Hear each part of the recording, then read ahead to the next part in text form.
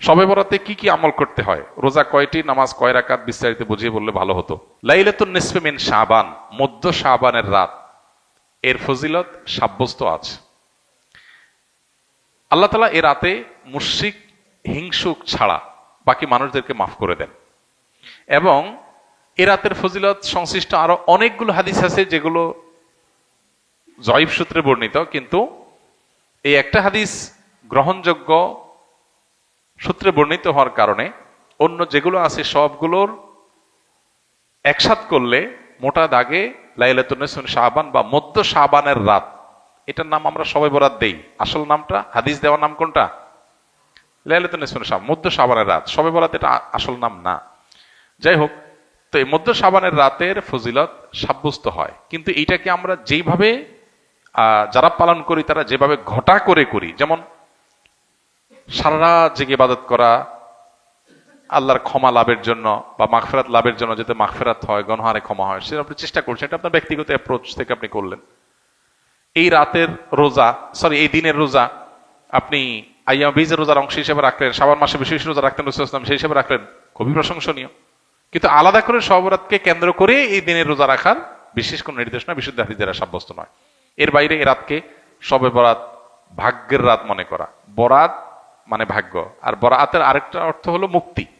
মুক্তির অর্থে ঠিক আছে শবে বরাত, আল্লাহ মানুষকে মুক্ত করেন, কিন্তু ভাগ্যের অর্থে ঠিক নেই। সূরা দুখানের শুরুতে আল্লাহ বলেছেন, ফিহা ইউফরাকু কুল্লু আমরিন হাকিম ইন্না আনজালনাহু ফি লাইলাতিন মুবারাকাহ ইন্না কুন্না মুনজিরিন। আল্লাহ বলেছেন, কোরআন আমি একটি বরকতময় রাতে নাজিল করেছি। কোন রাত সেটা? ওই যে ইন্না আনজালনাহু ফি লাইলাতিল কদর। আরেক জায়গায় আল্লাহ বলেছেন, কোরআন এক আয়াত আরেক আয়াতের ব্যাখ্যা করে আল্লাহ বলেছেন, ফিহা ইউফরাকু কুল্লু আমরিন হাকিম, যে রাতে কোরআন নাজিল হয়েছে সে আয়াতে, সে রাতে গুরুত্বপূর্ণ সব বিষয় ধার্য করা হয়। তার মানে লাইলাতুল কদরে গুরুত্বপূর্ণ বিষয়গুলো ধার্য করা হয়। অতএব শবে বরাতে ভাগ্য নির্ধারণ করা হয়, এটি বিশুদ্ধ মত না। তবে এ রাতের বিশেষ কোন নামাজ, বিশেষ নামাজের সংখ্যা, বিশেষ সূরা, এরকম কোনো কিছু সাব্যস্ত না। এরকম কিছু সাব্যস্ত আছে মনে করলে বরং বিদআত হবে, যে এত রাকাত পড়তে হবে, এই সূরা দিয়ে পড়তে হবে। আল্লাহর মাগফিরাত লাভের জন্য আপনি যদি চেষ্টা করেন সেটা প্রশংসনীয়, সেটা ভিন্ন বিষয়। প্রত্যেক রাতেই তো আপনি আল্লাহর মাগফিরাতের জন্য চেষ্টা করা কর্তব্য বা করা উচিত। আল্লাহ তাআলা প্রতি রাতেই ভোর রাতে মানুষকে ডেকে ডেকে ক্ষমার আহ্বান করেন। এই জন্য শবে বরাতকে ঘিরে রাতের বিশেষ নামাজ, বিশেষ পদ্ধতির নামাজ নাই।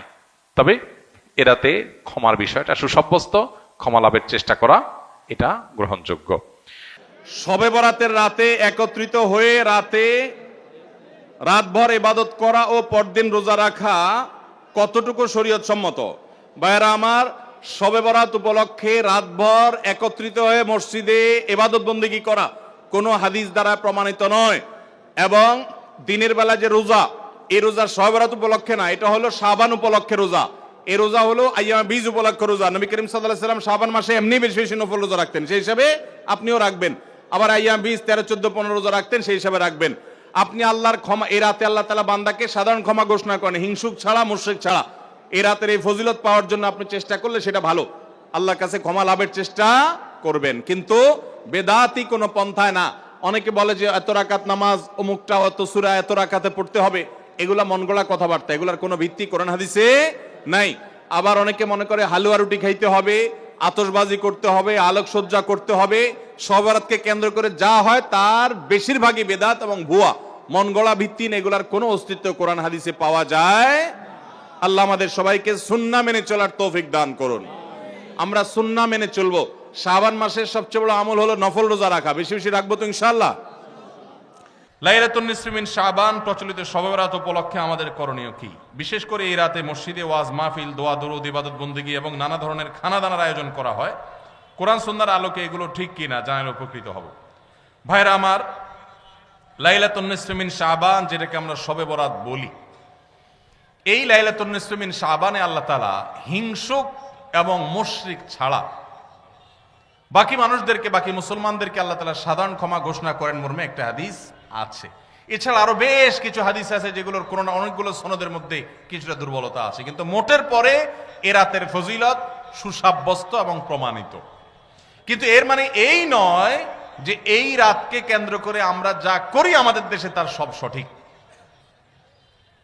আমাদের দেশে লাইলাতুল বরাতে মানুষের যে ভিড় মসজিদগুলোতে, এটা তো ভালো জিনিস যে মানুষ মসজিদে আসছে, কিন্তু অন্যদিন না এসে এই রাতে বেশি আসার কারণটা কি? লাইলাতুল কদর বেশি ফজিলতপূর্ণ নাকি এই রাত বেশি ফজিলতপূর্ণ? লাইলাতুল কদরের সাথে কোনো তুলনা চলবে? সেই রাতে মানুষ কি এত বেশি ইবাদতের চেষ্টা করে? তাহলে এই রাতে এত বেশি চেষ্টার রহস্যটা কোথায়? রহস্য হলো আমাদের দেশে মানুষ মনে করে যে এই রাতে ভাগ্য ঠিক হয়, অতএব সারা বছর যাই করি না করি এই একটা রাত মসজিদে গিয়া আল্লাহ বিল্লাহ করে যদি সারা বছরের ভাগ্যটা ঠিকঠাক করা যায়, এরপর আর মসজিদে যায় কেনা। এই চালাকি করলে কি ভাগ্য ঠিক হয়ে যাবে? ভাইরা আমার, লাইলাতুন নিসফ মিন শাবানকে কেন্দ্র করে বহুবিধ বিদআত, বহুবিধ বাড়াবাড়ি, বহুবিধ কুসংস্কার আমাদের সমাজে আছে। এক সময় তো প্রচুর পরিমাণ পটকা ফুটাফাটি চলতো। আলহামদুলিল্লাহ প্রশাসনের ভাইয়েরা প্রতি বছর নিষেধাজ্ঞা আরোপ করেন এবং এটা অনেকটা কমেছে, যেটা আমাদের নিরাপত্তা হুমকির মধ্যে আমাদেরকে ফেলে। দ্বীনের নামে আমরা কখনো সেগুলো করতে পারি না।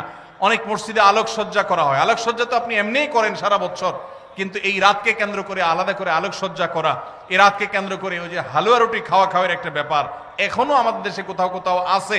অনেকে মনে করে নবীজির দাঁত মোবারক শহীদ হয়েছেন উহুদের ময়দানে, তো তিনি হালুয়া খাইছেন, সেজন্য আমরা ভালো দাঁতে হালুয়া খাই। নবীজির দাঁত ভাঙে হালুয়া খাইছেন, আমাদের আস্ত দাঁতে আমরা কি খাই? হালুয়া খাই। আপনার বাপের ঠ্যাং ভেঙে গেছে, উনি একটা লাঠি দিয়া খোড়ায় খোড়ায় হাঁটে, আপনার আস্ত ভালো দুইটা ঠ্যাং আছে, আপনি বাপের মহব্বতে বলছেন বাবা তোমার পাওটা ভেঙে গেছে, সেই মহব্বতে আমি আমার ভালো পাও নিয়ে লাঠি দিয়ে আমি খোড়ায় খোড়ায় হাঁটতেছি। কি বলেন? বাপ খুশি হবে? খুশি হবে? বলবে এটা তো বেয়াদবি, তামাশা করতেছো আমার সাথে, আমার ভেঙাইতেছো। নবীজি সাল্লাল্লাহু আলাইহি সাল্লাম দাঁত মোবারক শহীদ হয়েছে বাতিলের বিরুদ্ধে জিহাদ করতে গিয়ে। আপনি বাতিলের সাথে আঁতাত করবেন আর হালুয়া খায়া নবীজির সুন্নাত আদায় করবেন, এর চেয়ে বড় হাস্যকর জিনিস আর হতে পারে না। অতএব সব ধরনের বাড়াবাড়ি কুসংস্কার আমাদের বন্ধ করতে হবে।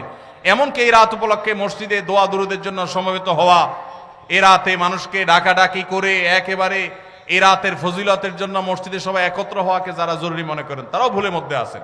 ব্যক্তিগত ইবাদতে আল্লাহর ক্ষমা পাওয়ার জন্য চেষ্টা করতে পারেন, সেটা ভিন্ন বিষয়। আল্লাহ আমাদেরকে বুঝার তৌফিক দান করুন।